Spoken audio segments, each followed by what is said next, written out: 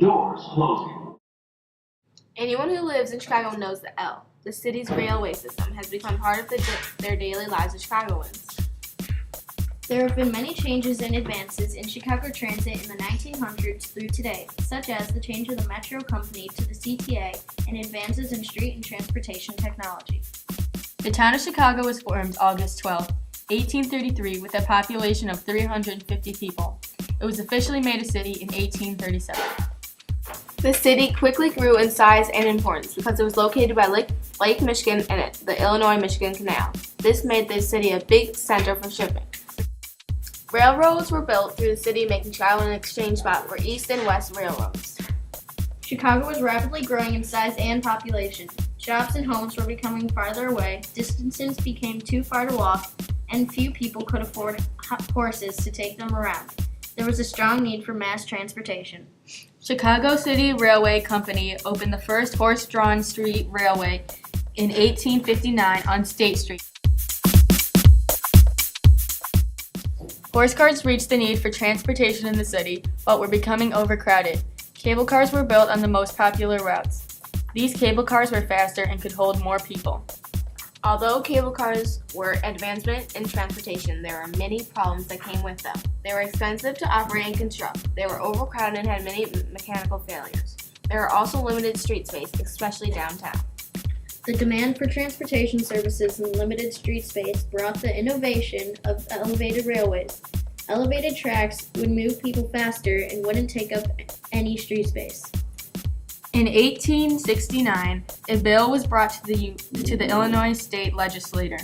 The bill was to permit Chicago Elevated Railway to build elevated tracks. The legislators denied the bill because they thought Chicago wasn't ready. Now all of us may know today's L lines. Example of two well-known L lines are the Brown Line and the Red Line. As you all know, they transport people. But back in the late 1800s and early 1900s, people weren't the only thing they transported.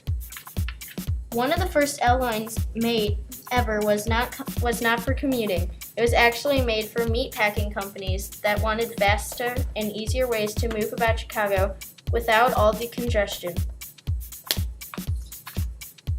The first L cars were small little carts that moved around the tracks and using wires to get the power.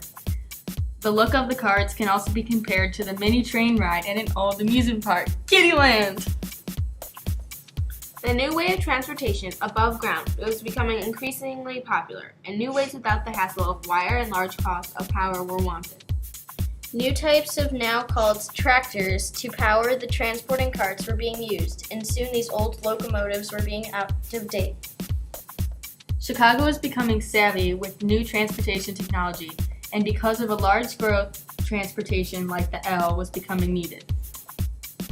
As L transportation was becoming more convenient and easier to work with, it started to become more of everyday part of people's lives.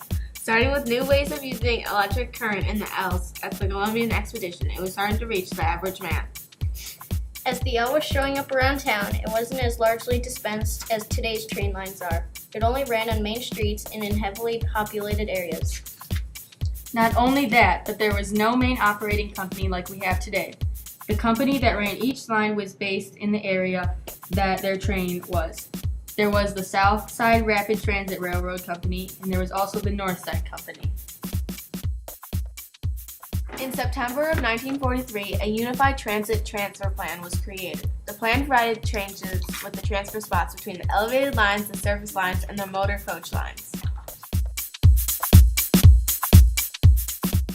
A big change was that the amount of transfer points around the city, the L and the surface lines' total amount of transfer spots increased from 57 to 123.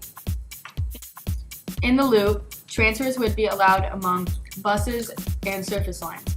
Other transfer points would also be made at the Sacramento Station and the Marquette Road Station. Time restrictions would also be put in motion. Some companies would use hand stamps to determine the total amount of time the person has been there. Other companies would use different methods. Using these transportation vehicles, passengers were only allowed to use two different vehicles in one trip.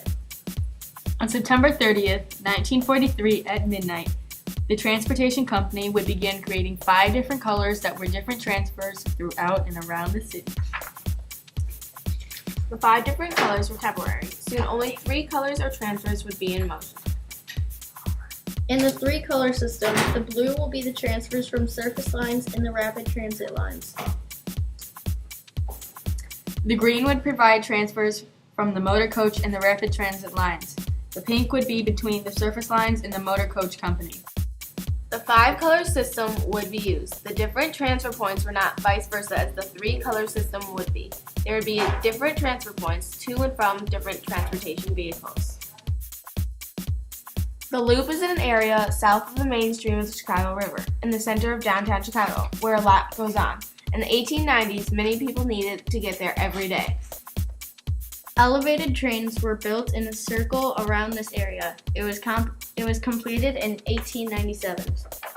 Travelers in the 1890s could be dropped off directly in the center of the business district without having to walk anywhere for a small fee. They could also transfer to any other line. In April of 1945, the CTA was first developed. The private transportation companies were not doing well, and they had many problems.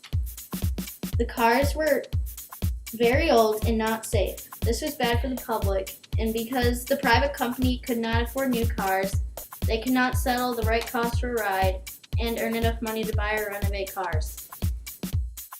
The CTA experienced the hardships the privately owned companies did, and they had to take out and change lines. However, they were able to surpass all of the challenges that they were faced within a few years. Due to all of these problems, the CTA, Chicago Transit Authority, was created and began taking over.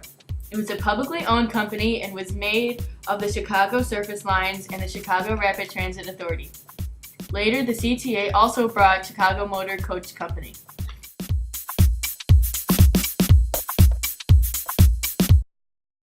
As time went on, the CTA was updating the transportation vehicles that go on and above Chicago streets.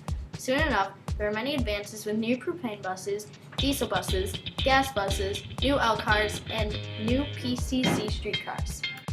With new streetcars and buses that did not require cables and street rails, the CTA was now able to update and repair many of Chicago's streets.